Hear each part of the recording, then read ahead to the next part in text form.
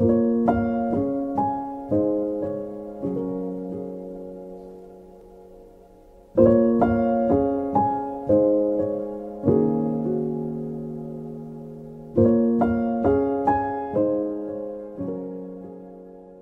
pagi, Bapak Ibu yang dikasihi Tuhan Yesus.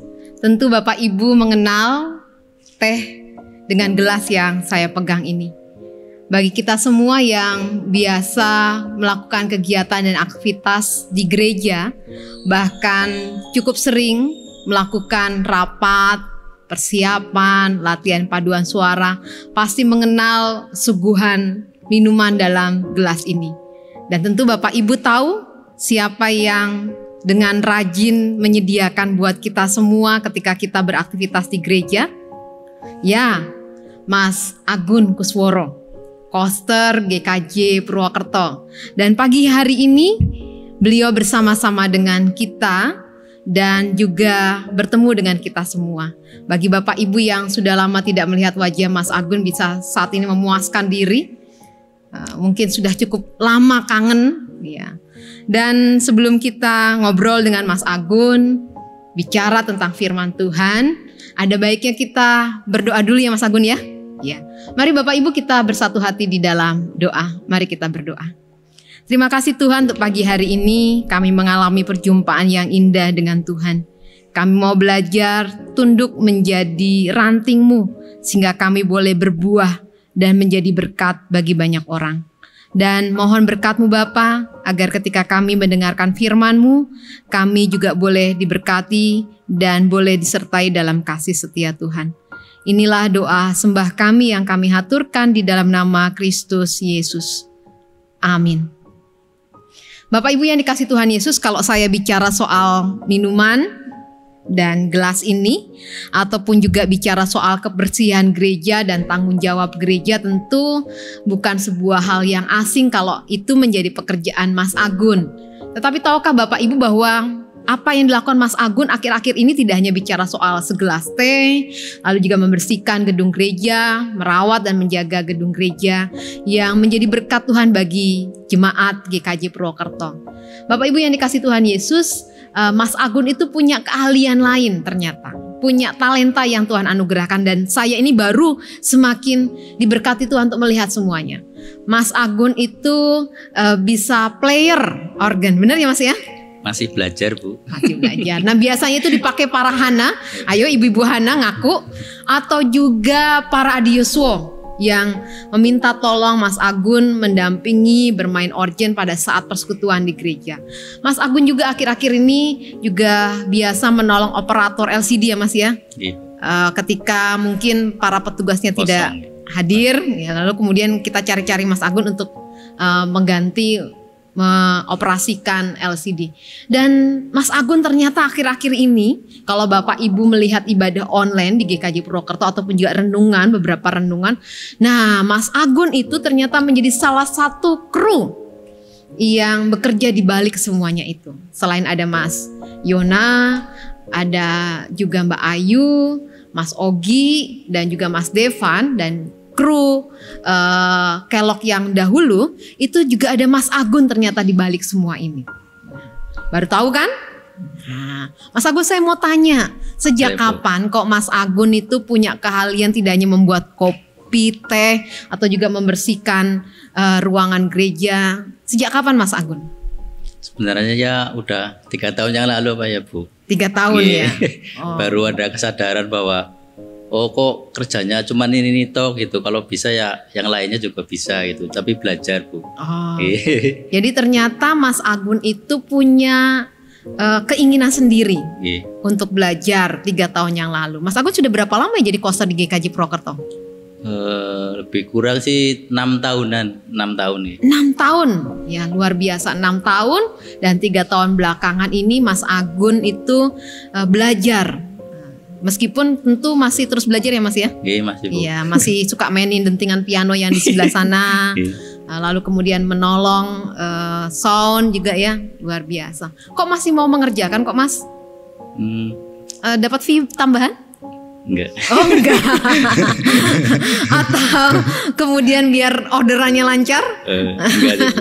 Oh kenapa Mas masih mau mengerjakan yang ribet-ribet? Kan enak saja ngasih tes, sudah itu selesai, nggak perlu belajar-belajar yang lainnya gitu kan. Kalau semakin pintar di GKJ itu semakin disuruh-suruh loh Mas. Iya. Kenapa kira-kira masih mau? Saya sih yakin dan percaya ya, setiap orang yang terlahir ke dunia itu mempunyai kelebihan dan kekurangan masing-masing. Jadi saya yakin sih orang yang berpelayanan di gereja tuh sekecil apapun yang dia lakukan pasti manfaatnya, dampaknya sangat besar sekali Bu.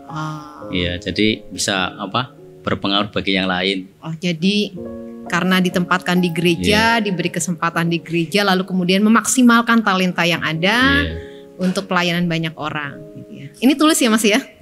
Oh tulus, puji Tuhan. Ya berapa persennya sih kerja gitu. Berapa persennya kerja. Dan kerja itu pasti di Paido ya. Iya. Bapak Ibu bicara soal tadi pelayanan, pekerjaan, talenta, ketulusan.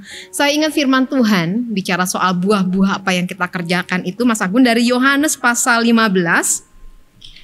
Yohanes pasal 15 ayat 4 dan 5. Yohanes pasal 15 ayat 4 dan 5 berkata demikian. Tinggallah di dalam aku dan aku di dalam kamu. Sama seperti ranting tidak dapat berbuah dari dirinya sendiri kalau ia tidak tinggal pada pokok anggur. Demikian juga kamu tidak berbuah jikalau kamu tidak tinggal di dalam aku. Akulah pokok anggur dan kamulah ranting-rantingnya. Barang siapa tinggal di dalam aku dan aku di dalam dia, ia berbuah banyak. Sebab di luar aku, kamu tidak dapat berbuat apa-apa. Demikian firman Tuhan dan kiranya ini menolong kita semua Bapak Ibu. Kisah yang disampaikan oleh Mas Agun ini adalah sekelumit kecil dari sekian banyak ya Mas ya, orang-orang yang berpelayanan di GKJ Purwokerto. Dan ternyata kita belajar bahwa Yesus itu adalah dia pokok ranting. Dia adalah pokok ranting, sumber dari segala talenta ya Mas ya. Sumber dari segala hasrat, sumber dari segala dorongan, sumber dari segala ketulusan. Dan kita ini adalah ranting. Dan ranting itu dikatakan dalam kitab Injil Yohanes pasal 15 yang kita baca, yang saya baca adalah ranting itu tidak statis tadi Mas Agun bilang ya. Masa hidupnya begini-gini aja, kemampuannya begini. Dia harus berjuang. Kalau ranting itu kecilnya begitu terus, tidak bertumbuh, ya statis. Ranting itu juga punya tanggung jawab. Ranting itu juga tinggal di dalamnya, tinggal di dalam pokok anggur. Dan kemudian ranting itu memiliki kesetiaan. Kalau dia tidak setia pada pokok anggur itu ya tentu dia akan mati. Sedangkan tadi dikatakan berbuah. Sering makan buah anggur Mas? Jarang ya. Sama deh gitu ya. Nah buah anggur itu dalam tradisi Yahudi itu pokok gitu ya. Jadi kalau ada upacara, ada perayaan, kegiatan liturgi, dan peribadahan biasanya anggur itu menjadi hal penting. Jadi kita berbuat sesuatu yang penting. Nah berbuat sesuatu yang penting itu kita belajar memberikan yang terbaik. Ya. Dengan tidak hanya sekedar mengejar kualitas nih. Katanya suruh jadi buah anggur yang terbaik. Kok nggak boleh mengejar kualitas bagaimana gitu ya. Ya kita boleh berkualitas, menghasilkan sesuatu yang baik. Tetapi sebagai ranting, yang utama itu adalah kualitasnya tinggal di dalam dia. Kualitas itu berjalan bukan karena tadi. Saya yakin Mas Agun tidak sekedar mau bilang, aku mau melakukan ini untuk menunjukkan saya bisa. Aku mau melakukan ini biar orang lain tuh tahu tuh. Tidak sia-sia punya koster kayak Mas Agun begitu kan? Nah, tidak begitu, tetapi prioritas dari menyampaikan dan menghasilkan kualitas adalah mau mengatakan Tuhan kita hebat. Ya. Ada satu kalimat seorang teman yang mengatakan, ketika engkau melakukan sesuatu dan engkau menganggap baik, tetapi tidak memberi manfaat bagi orang yang bersama denganmu, maka evaluasilah itu. Betul nggak Mas? Betul. Jadi kalau dalam pelayanan di gereja bersama dengan Tuhan itu ada orang bilang doing for God. Nah, ini kan melakukan untuk Tuhan. Doing for God. Doing with God, betul kan? Pasti bersama dengan Tuhan. Nah, tapi kalau kata doing ini, doing itu dalam bahasa Inggris melakukan itu, kesannya kok kita hebat banget ya. Doing with God, doing for God, tetapi tidak berhenti di situ. Harusnya being itu menjadi seperti Tuhan. Being of menjadi seperti Tuhan. Agar apa?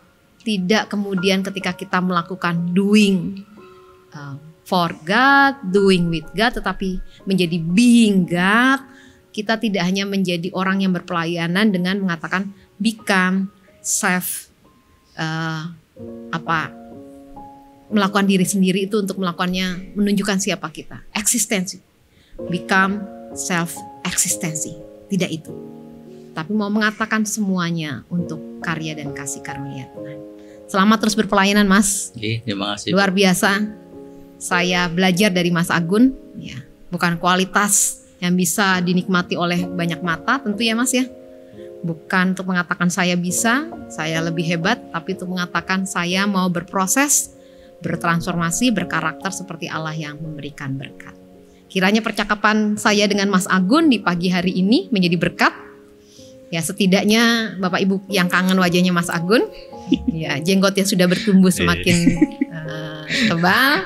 Dan satu hal lagi, tidak hanya menyediakan teh, tidak hanya membersihkan, tidak kemudian bertransformasi menjadi pemain keyboard, tidak hanya juga pinter sound, operator LCD. Sekarang pagi hari ini saya minta Mas Agun yang berdoa menutup renungan kita. Mari Mas Agun mimpin dalam doa. Mari kita berdoa. Ya Tuhan Allah Bapa yang Maha Tinggi yang bertata dalam kerajaan sorga, terima kasih atas berkat anugerah-Mu yang Engkau berikan hingga saat ini ya Bapa. Ya Bapa, terima kasih pagi hari ini kami telah merenungkan firman-Mu dan telah membicarakannya bersama dengan Ibu Pendeta Maria Puspitasari. Terima kasih ya Tuhan. Semoga apa yang kami bicarakan, apa yang kami renungkan boleh diwujud nyatakan dalam kehidupan kami, dalam keseharian kami di dalam masyarakat. Ya Bapa, kami mohon kekuatan-Mu, kami mohon berikan kesabaran di dalam kami menghadapi rupa-rupa kejahatan dunia ini ya Bapa. Terima kasih sehingga kami boleh bersyukur dan tetap merasakan damai sejahtera di dalam kehidupan kami ini. Ya Bapa, kami juga berterima kasih kepada semua yang telah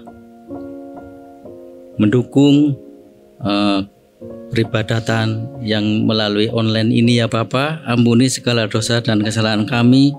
Di dalam nama Tuhan Yesus Kristus, Putra-Mu yang kudus dan tunggal, kami berdoa. Amin. Terima kasih Mas Agun. Selamat pagi. Tuhan memberkati kita semua. Amin.